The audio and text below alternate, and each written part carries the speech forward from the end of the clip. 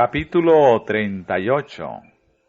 El viaje alrededor de Edom.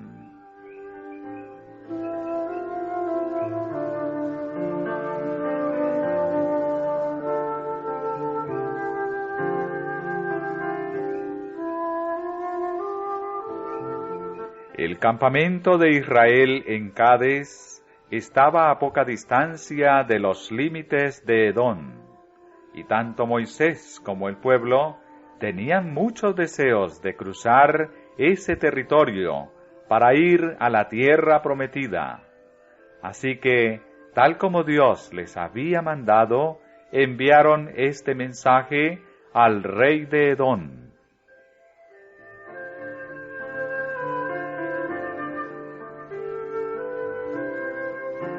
Así dice Israel tu hermano: tú has sabido todo el trabajo que nos ha venido, cómo nuestros padres descendieron a Egipto, y estuvimos en Egipto largo tiempo, y los egipcios nos maltrataron, y a nuestros padres. Y clamamos a Jehová, el cual oyó nuestra voz, y envió ángel, y sacónos de Egipto. Y he aquí, estamos en Cades, ciudad al extremo de tus confines. Rogámoste que pasemos por tu tierra. No pasaremos por labranza, ni por viña, ni beberemos agua de pozos. Por el camino real iremos, sin apartarnos a la diestra ni a la siniestra, hasta que hayamos pasado tu término.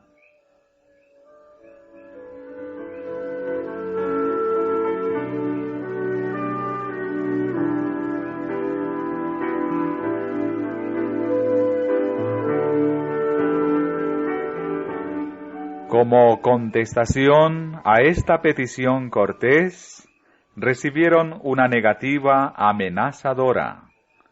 No pasarás por mi país, de otra manera saldré contra ti armado.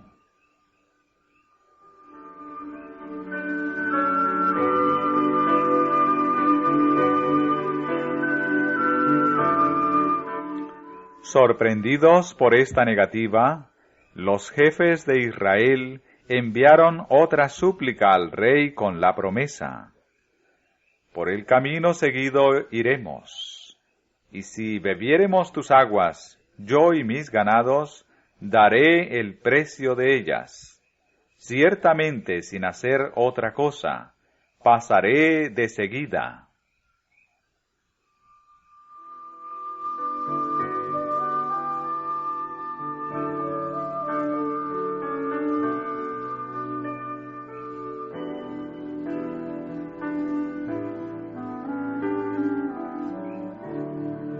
La contestación fue: no pasarás.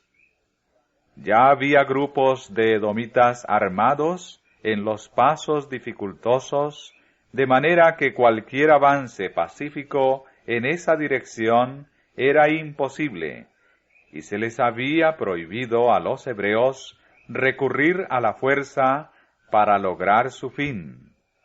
Tenían que hacer un largo rodeo alrededor de la tierra de Edom.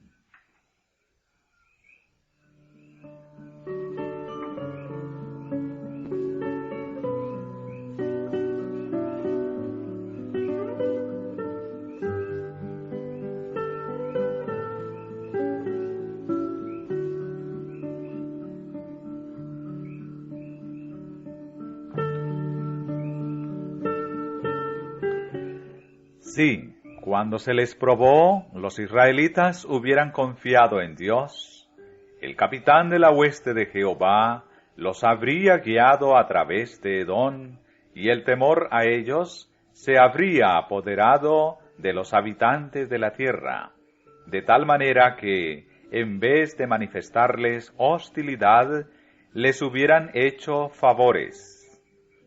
Pero los israelitas no obraron inmediatamente según las palabras de Dios, y mientras se quejaban y murmuraban, pasó la oportunidad preciosa.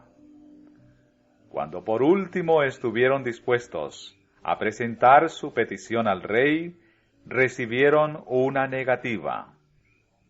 Desde que salieron de Egipto, Satanás estuvo empeñado en poner obstáculos y tentaciones en su camino, para que no llegaran a heredar la tierra de Canaán. Y por su propia incredulidad le habían permitido varias veces que resistiese a los propósitos de Dios.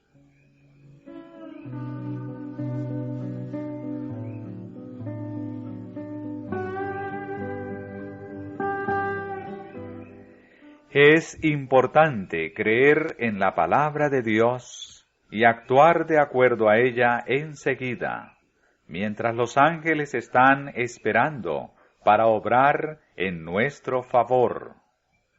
Los ángeles malos están siempre listos para disputar todo paso hacia adelante. Y cuando la providencia de Dios manda a sus hijos que avancen, cuando Él está dispuesto a hacer grandes cosas para ellos, Satanás los tienta a que desagraden al Señor por su vacilación y tardanza. Trata de encender un espíritu de contienda y de despertar murmuraciones o incredulidad, a fin de privarlos de las bendiciones que Dios desea otorgarles. Los siervos de Dios deben ser como milicianos, siempre dispuestos a avanzar tan pronto como su providencia les abra el camino. Cualquier tardanza que haya de su parte da tiempo a que Satanás obre para derrotarlos.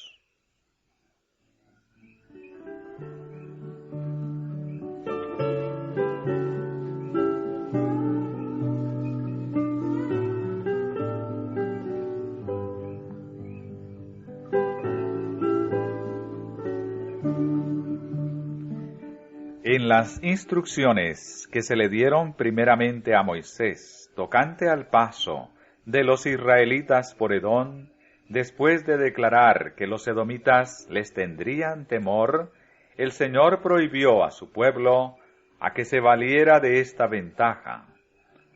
¿No debían los hebreos saquear a Edom por el hecho de que los favorecía el poder de Dios y de que los temores de los edomitas hacían de ellos una presa fácil? El mandamiento que se les dio fue: vosotros guardaos mucho, no os metáis con ellos, que no os daré de su tierra ni aun la holladura de la planta de un pie, porque yo he dado por heredad a Esaú el monte de Seir. Los edomitas eran descendientes de Abraham e Isaac, y por amor a estos siervos suyos, Dios había sido favorable a los hijos de Esaú. Les había dado el monte de Seir como posesión, y no se los había de perturbar a menos que por sus pecados se colocaran fuera del alcance de su misericordia. Los hebreos habían de desposeer y destruir totalmente a los habitantes de Canaán, que habían colmado la medida de sus iniquidades. Pero los edomitas vivían todavía su tiempo de gracia, por lo cual debían ser tratados misericordiosamente. Dios se complace en la misericordia y manifiesta su compasión antes de aplicar sus juicios.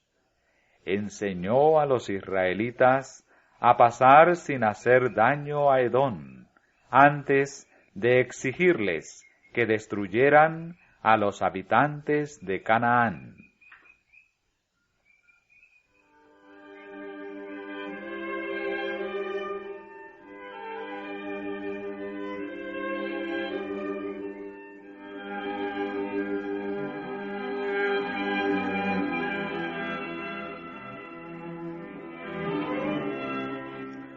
Los antepasados de Edom y de Israel eran hermanos, y debieran haber reinado entre ellos la bondad y la cortesía fraternal. Se les prohibió a los israelitas que vengaran entonces o en cualquier momento futuro la afrenta que se les había hecho al negarles el paso por la tierra. No debían contar con poseer parte alguna de la tierra de Edom. Aunque los israelitas eran el pueblo escogido y favorecido de Dios, debían obedecer todas las restricciones que Él les imponía. Dios les había prometido una buena herencia, pero no habían de creer por eso que ellos eran los únicos que tenían derechos en la tierra, ni tratar de expulsar a todos los demás. Se les ordenó que al tratar con los edomitas no les hiciesen injusticia. Habían de comerciar con ellos, comprarles lo que necesitaran y pagar puntualmente por todo lo que recibieran. Como aliciente para que Israel confiara en Dios y obedeciera a su palabra, se les recordó: Jehová tu Dios te ha bendecido en toda obra de tus manos, y ninguna cosa te ha faltado. Israel no dependía de los edomitas, pues tenía un Dios rico y abundante en recursos. Nada debía procurar de ellos por la fuerza o el fraude, sino que más bien en todas sus relaciones debía poner en práctica este principio de la ley divina: amarás a tu prójimo como a ti mismo.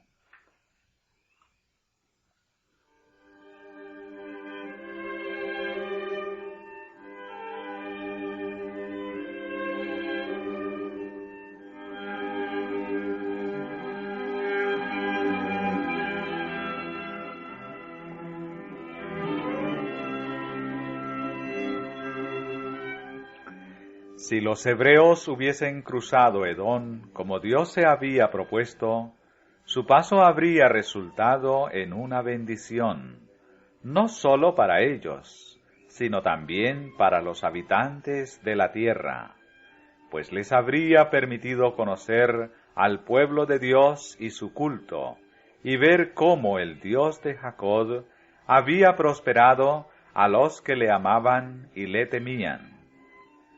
Pero la incredulidad de Israel había impedido todo esto. Dios le había dado al pueblo agua en contestación a sus clamores, pero hubo de dejar que de su incredulidad proviniera su castigo. Nuevamente debían cruzar el desierto y saciar su sed en la fuente milagrosa que no habrían necesitado más si tan solo hubieran confiado en Él.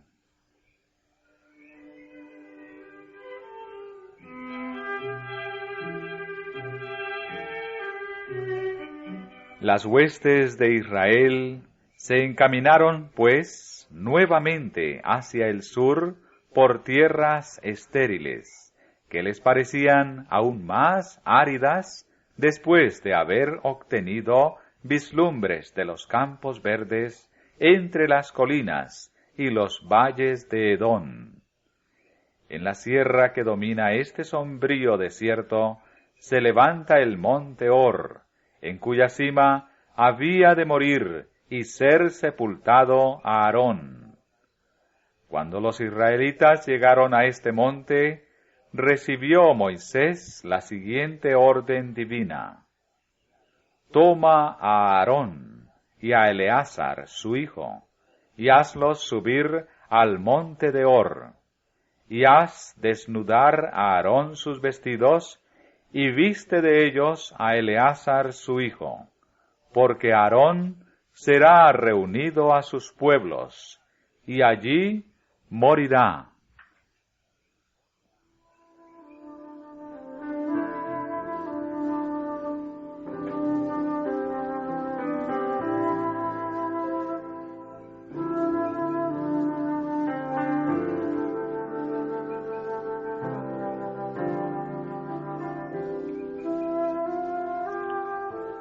Juntos, los dos ancianos, acompañados del hombre más joven, ascendieron trabajosamente a la cumbre del monte.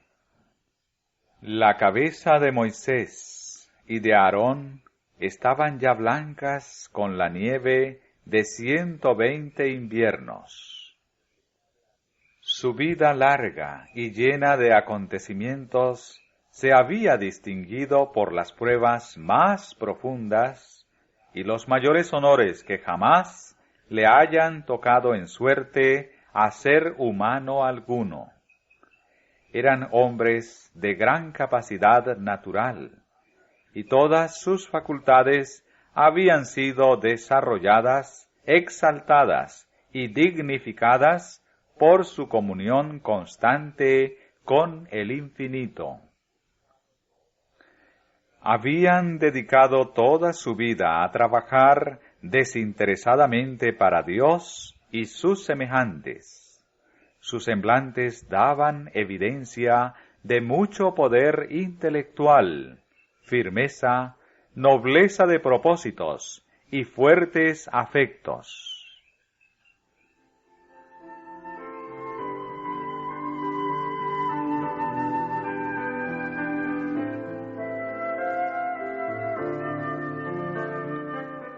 Durante muchos años, Moisés y Aarón habían caminado juntos, ayudándose mutuamente en sus cuidados y en sus labores. Juntos habían arrostrado innumerables peligros y habían compartido la señalada bendición de Dios. Pero ya había llegado la hora en que debían separarse. Marchaban lentamente, pues cada momento que pasaban en su compañía mutua les resultaba sumamente precioso. El ascenso era escarpado y penoso, y durante sus frecuentes paradas para descansar, conversaban en perfecta comunión acerca del pasado y del futuro.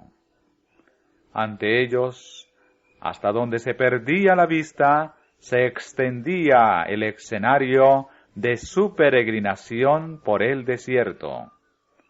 Abajo, en la llanura, acampaban los vastos ejércitos de Israel, a los cuales estos hombres escogidos habían dedicado la mejor parte de su vida, por cuyo bienestar habían sentido tan profundo interés y habían hecho tan grandes sacrificios.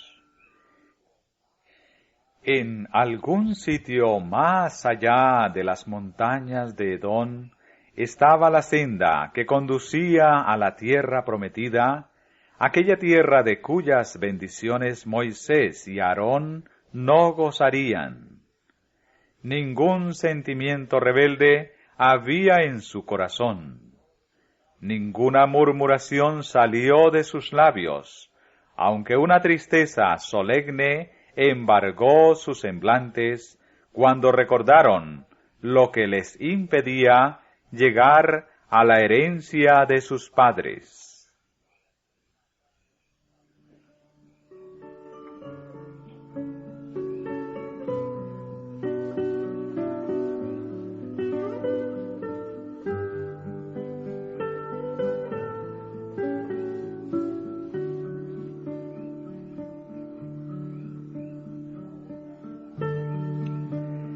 La obra de Aarón en favor de Israel había terminado.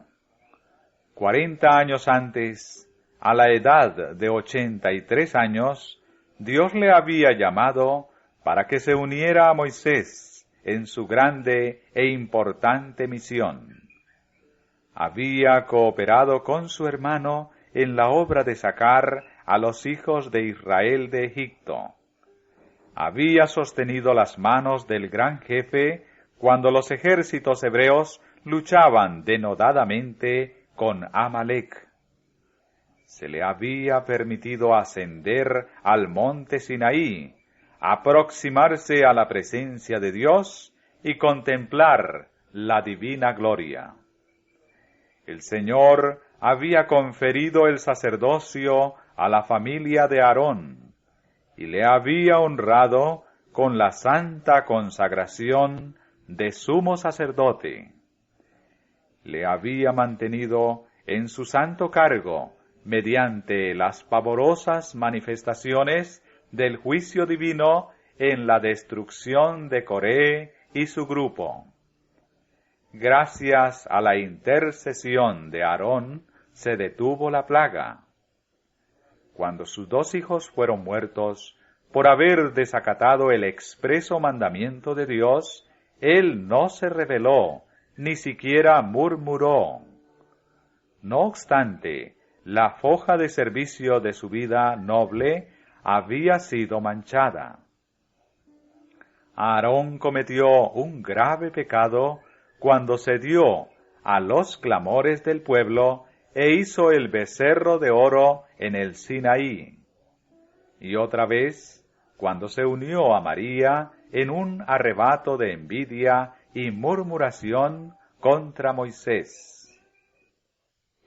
Y junto con Moisés, ofendió al Señor en Cades cuando violaron la orden de hablar a la roca para que diese agua.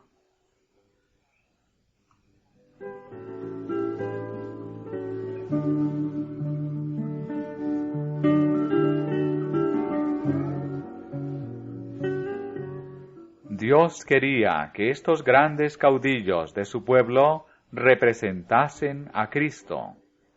Aarón llevaba el nombre de Israel en su pecho, comunicaba al pueblo la voluntad de Dios. Entraba al lugar santísimo el día de la expiación, no sin sangre, como mediador en pro de todo Israel. De esa obra pasaba a bendecir a la congregación, como Cristo vendrá a bendecir a su pueblo que le espera, cuando termine la obra expiatoria que está haciendo en su favor. El exaltado carácter de aquel santo cargo, como representante de nuestro gran sumo sacerdote, fue lo que hizo tan grave el pecado de Aarón en Cades.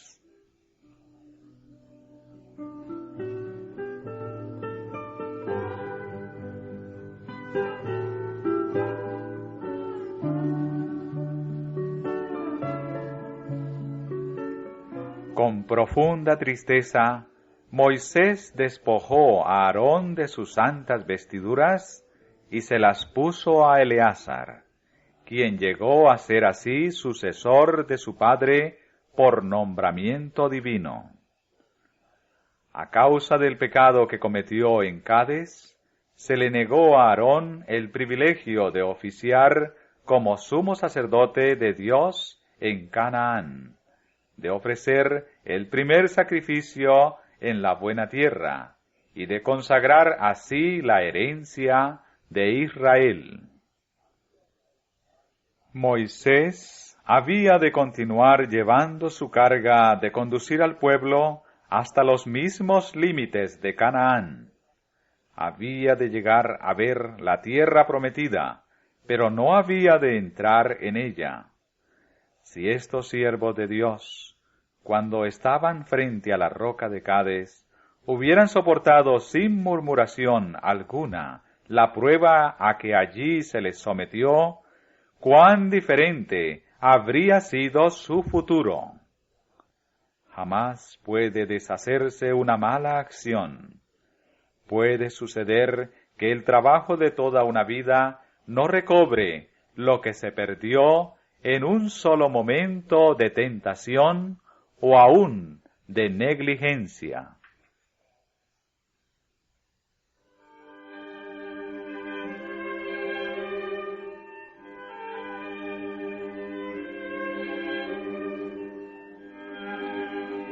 El hecho de que faltaran del campamento los 2 grandes jefes y de que los acompañara Eleazar, quien, como era bien sabido, había de ser el sucesor de Aarón en el santo cargo, despertó un sentimiento de aprensión. y se aguardó con ansiedad el regreso de ellos. Cuando uno miraba en derredor suyo en aquella enorme congregación, veía que casi todos los adultos que salieron de Egipto habían perecido en el desierto. Un presentimiento tenebroso embargó a todos cuando recordaron la sentencia pronunciada contra Moisés y Aarón. Algunos estaban al tanto del objeto de aquel viaje misterioso a la cima del monte Hor, y su preocupación por sus jefes era intensificada por los amargos recuerdos y las acusaciones que se dirigían a sí mismos.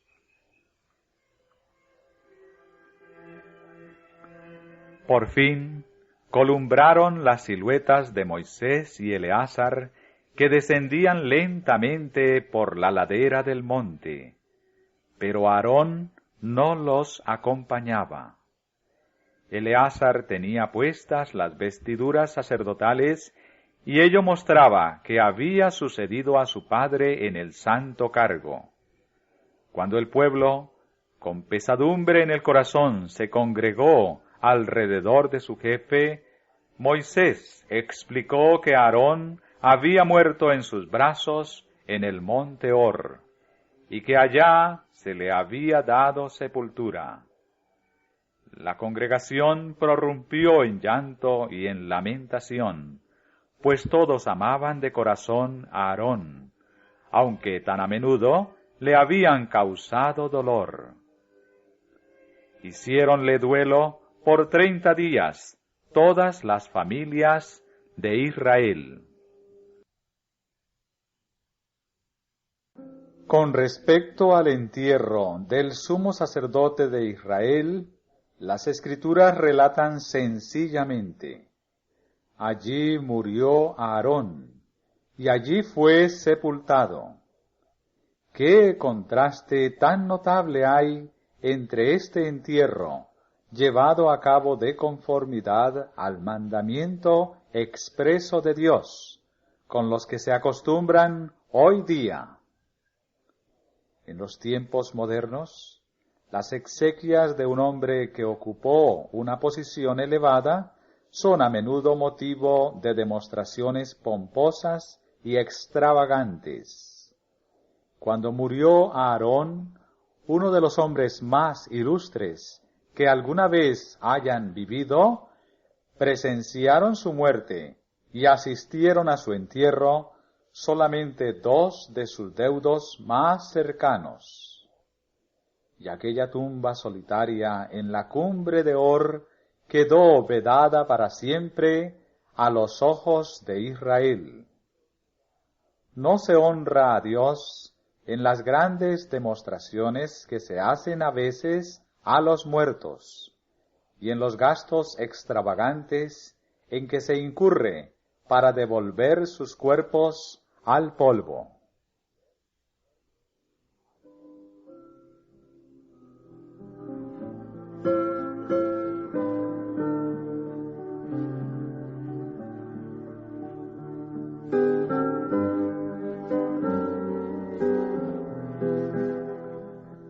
Toda la congregación lloró a Aarón, pero nadie pudo sentir la pérdida tan agudamente como Moisés. La muerte de Aarón recordaba vigorosamente a Moisés que su propio fin se aproximaba.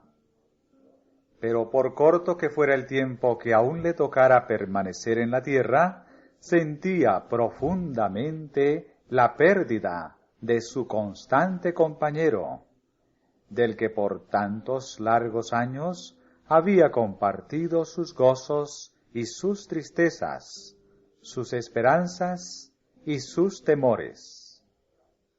Moisés debía ahora continuar la obra solo, pero sabía que Dios era su amigo y en él se apoyó tanto más.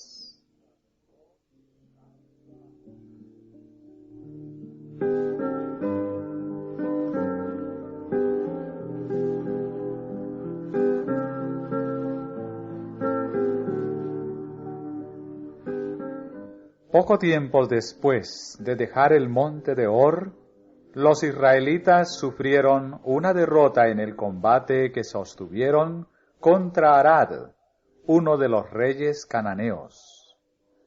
Pero como pidieron fervientemente la ayuda de Dios, se les otorgó el apoyo divino y sus enemigos fueron derrotados. La victoria, en vez de inspirarles gratitud e inducirlos a reconocer cuánto dependían de Dios, los volvió jactanciosos y seguros de sí mismos. Pronto se entregaron de nuevo a su viejo hábito de murmurar.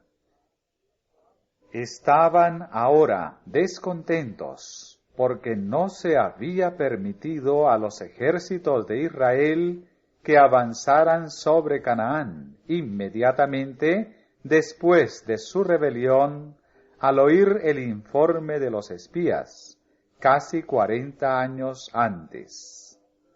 Consideraban su larga estada en el desierto como una tardanza innecesaria y arguían que habrían podido vencer a sus enemigos tan fácilmente antes como ahora.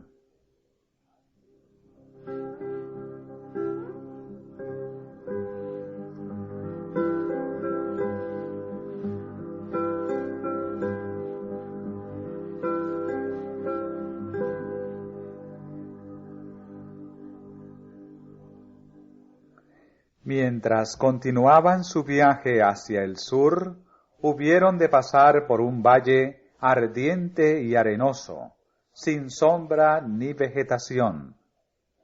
El camino parecía largo y trabajoso, y sufrían de cansancio y de sed. Nuevamente no pudieron soportar la prueba de su fe y paciencia. Al pensar a todas horas solo en la fase triste y tenebrosa de cuanto experimentaban, se fueron separando más y más de Dios. Perdieron de vista el hecho de que si no hubieran murmurado cuando el agua dejó de fluir en Cades, Dios les habría evitado el viaje alrededor de Edom. Dios les deseaba cosas mejores. Debieran haber llenado su corazón de gratitud hacia Él, porque les había infligido tan ligero castigo por su pecado. En vez de hacerlo, se jactaron diciendo que si Dios y Moisés no hubiesen intervenido, ahora estarían en posesión de la tierra prometida. Después de acarrearse dificultades que les hicieron la suerte mucho más difícil de lo que Dios se había propuesto, le culparon a él de todas sus desgracias. Sintieron amargura con respecto al trato de Dios con ellos, y por último, sintieron descontento por todo. Egipto les parecía más halagüeño y deseable que la libertad y la tierra a la cual Dios les conducía.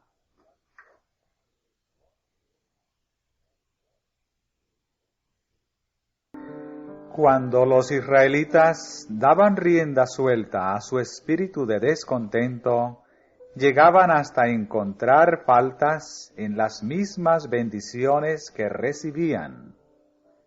Y habló el pueblo contra Dios y Moisés. ¿Por qué nos hiciste subir de Egipto para que muramos en este desierto? Que ni hay pan ni agua, y nuestra alma tiene fastidio de este pan tan liviano.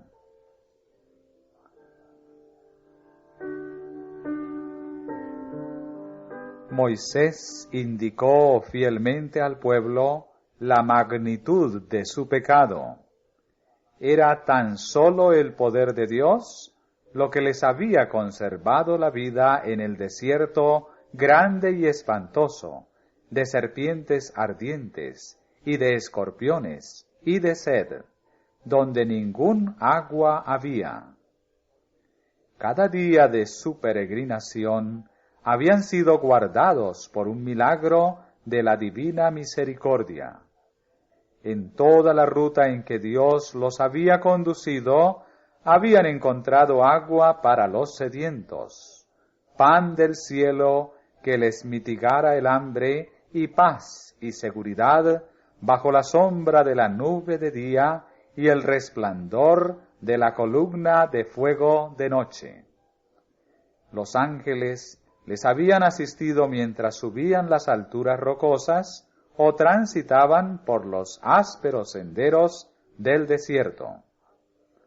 No obstante, las penurias que habían soportado, no había una sola persona débil en todas sus filas. Los pies no se les habían hinchado en sus largos viajes, ni sus ropas habían envejecido. Dios había subyugado y dominado ante su paso las fieras y los reptiles ponzoñosos del bosque y del desierto.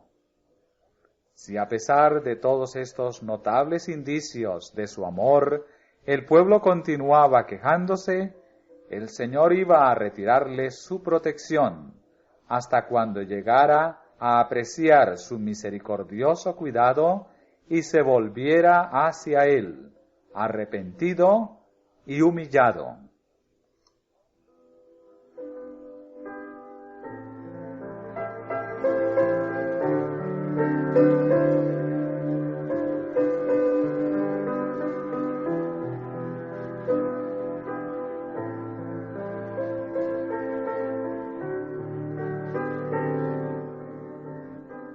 Porque había estado escudado por el poder divino, Israel no se había dado cuenta de los innumerables peligros que lo habían rodeado continuamente. En su ingratitud e incredulidad había declarado que deseaba la muerte, y ahora el Señor permitió que la muerte le sobreviniera. Las serpientes venenosas que pululaban en el desierto eran llamadas serpientes ardientes, a causa de los terribles efectos de su mordedura, pues producía una inflamación violenta y la muerte al poco rato. Cuando la mano protectora de Dios se apartó de Israel, muchísimas personas fueron atacadas por estos reptiles venenosos.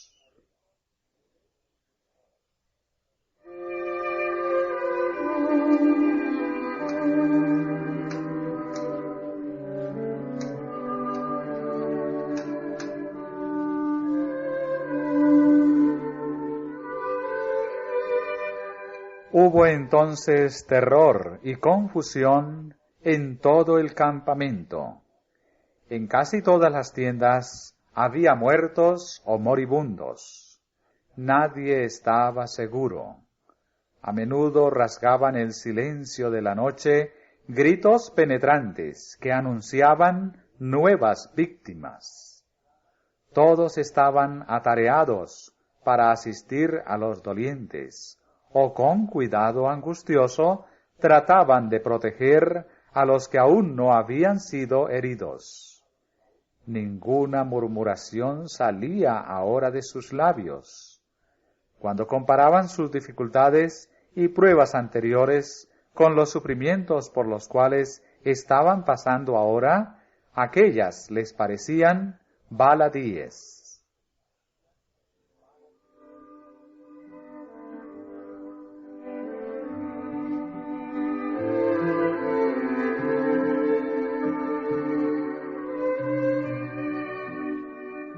El pueblo se humilló entonces ante Dios. Muchos se acercaron a Moisés para hacerle sus confesiones y súplicas. Pecado hemos, dijeron, por haber hablado contra Jehová y contra ti. Poco antes le habían acusado de ser su peor enemigo, la causa de todas sus angustias y aflicciones. Pero aún antes que las palabras dejaran sus labios, sabían perfectamente que los cargos eran falsos. Y tan pronto como llegaron las verdaderas dificultades, corrieron hacia él como a la única persona que podía interceder ante Dios por ellos. «Ruega a Jehová», clamaron, «que quite de nosotros estas serpientes».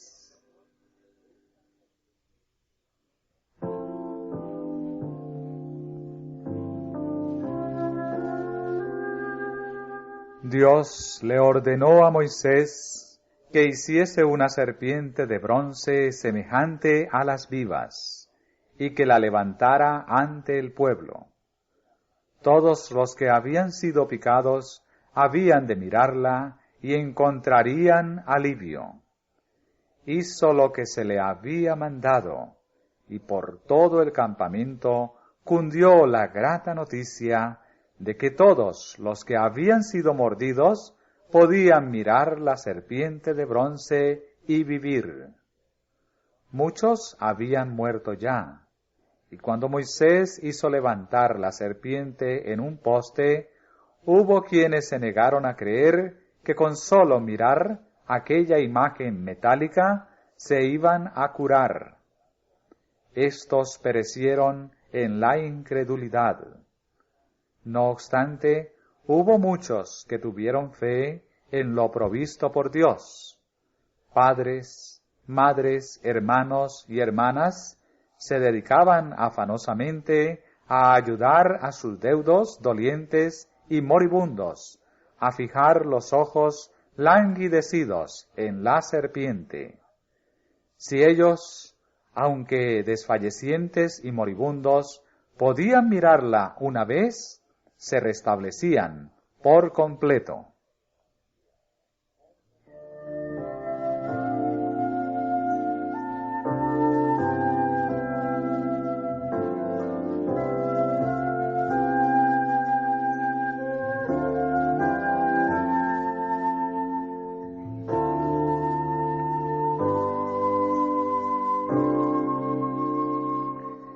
La gente sabía perfectamente que en aquella serpiente de bronce no había poder alguno para ocasionar un cambio tal en los que la miraban.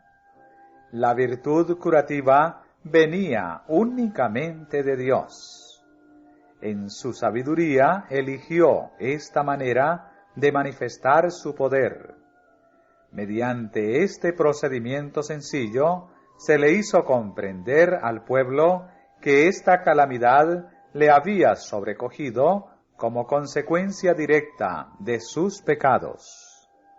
También se le aseguró que mientras obedecieran a Dios, no tenían motivo de temor, pues Él los preservaría de todo mal.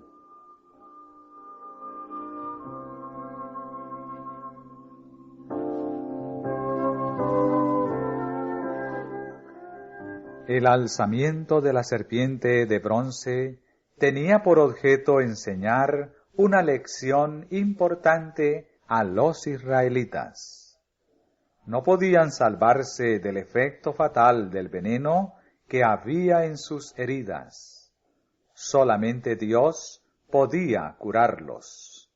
Se les pedía, sin embargo, que demostraran su fe en lo provisto por Dios. Debían mirar para vivir. Su fe era lo aceptable para Dios, y la demostraban mirando la serpiente. Sabían que no había virtud en la serpiente misma, sino que era un símbolo de Cristo, y se les inculcaba así la necesidad de tener fe en los méritos de Él. Hasta entonces, muchos habían llevado sus ofrendas a Dios, creyendo que con ello expiaban ampliamente sus pecados. No dependían del Redentor que había de venir, de quien estas ofrendas y sacrificios no eran sino una figura o sombra. El Señor quería enseñarles ahora que en sí mismos sus sacrificios no tenían más poder ni virtud que la serpiente de bronce, sino que, como ella, estaban destinados a dirigir su espíritu a Cristo, el gran sacrificio propiciatorio.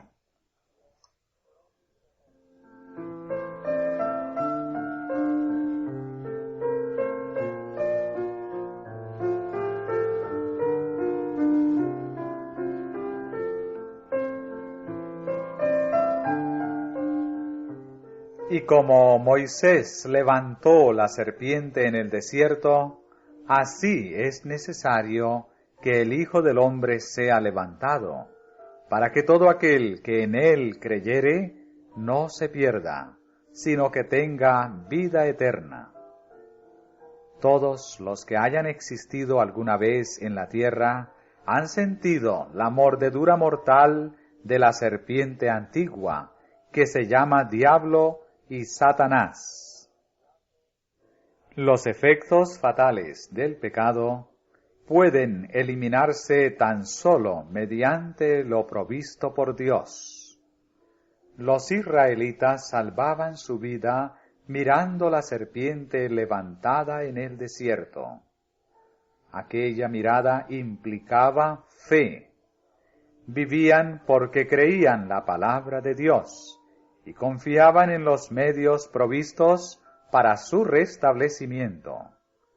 Así también puede el pecador mirar a Cristo y vivir. Recibe el perdón por medio de la fe en el sacrificio expiatorio. En contraste con el símbolo inerte e inanimado, Cristo tiene poder y virtud en sí para curar al pecador arrepentido.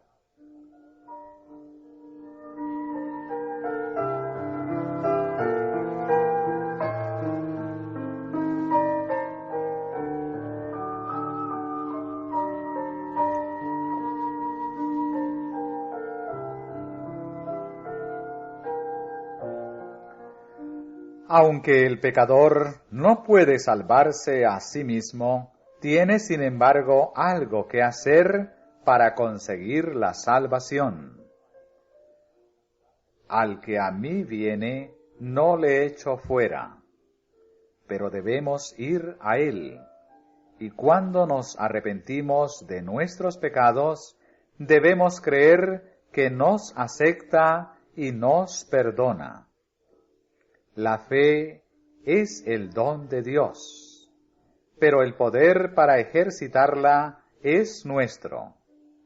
La fe es la mano de la cual se vale el alma para asir los ofrecimientos divinos de gracia y misericordia.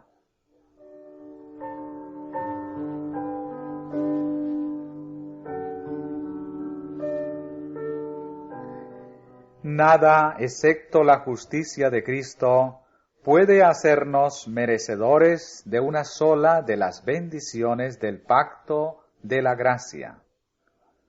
Muchos son los que durante largo plazo han deseado obtener estas bendiciones, pero no las han recibido, porque han creído que podían hacer algo para hacerse dignos de ellas.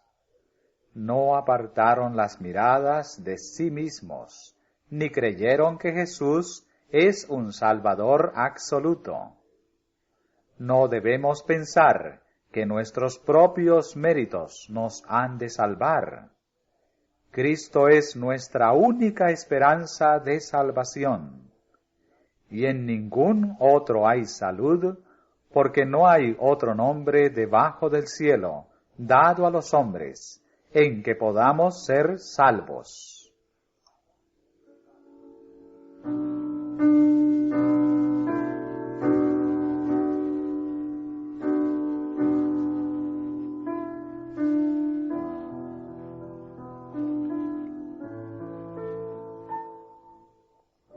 Cuando confiamos plenamente en Dios, cuando dependemos de los méritos de Jesús como Salvador que perdona los pecados, recibimos toda la ayuda que podamos desear.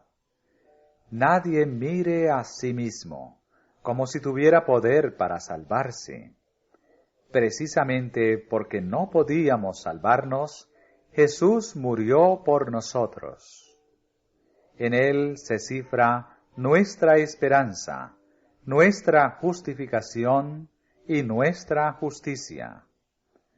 Cuando vemos nuestra naturaleza pecaminosa, no debemos abatirnos ni temer que no tenemos Salvador, ni dudar de su misericordia hacia nosotros. En ese mismo momento nos invita a ir a Él con nuestra debilidad y ser salvos.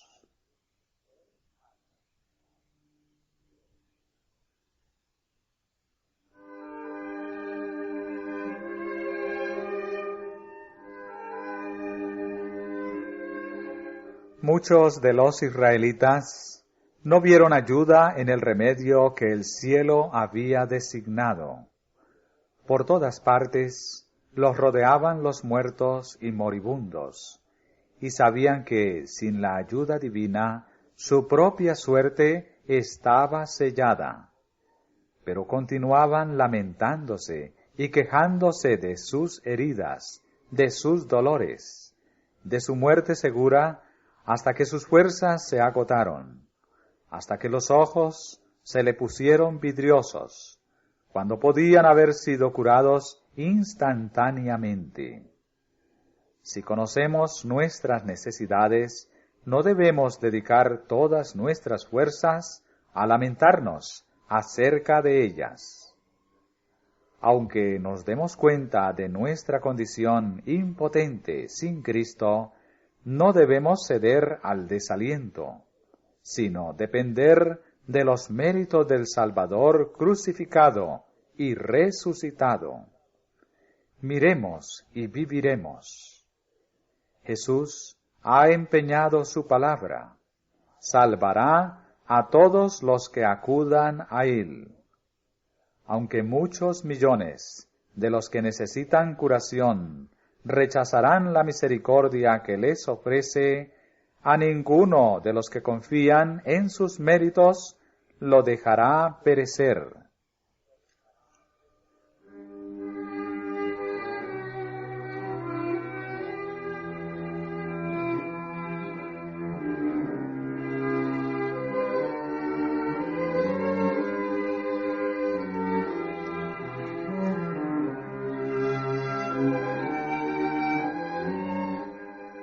Muchos no quieren aceptar a Cristo antes que todo el misterio del plan de la redención les resulte claro. Se niegan a mirar con fe, a pesar de que ven que miles han mirado a la cruz de Cristo y sentido la eficacia de esa mirada.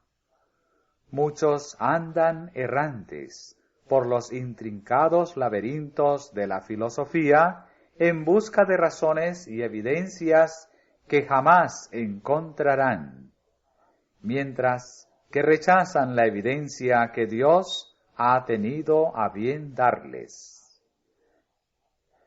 Se niegan a caminar en la luz del sol de justicia, hasta que se les explique la razón de su resplandor. Todos los que insistan en seguir este camino dejarán de llegar al conocimiento de la verdad. Jamás eliminará Dios todos los motivos de duda. Da suficiente evidencia en qué basar la fe, y si esta evidencia no se acepta, la mente es dejada en tinieblas. Si los que eran mordidos por las serpientes se hubieran detenido a dudar y deliberar antes de consentir en mirar, habrían perecido. Es nuestro deber primordial mirar, y la mirada de la fe nos dará vida.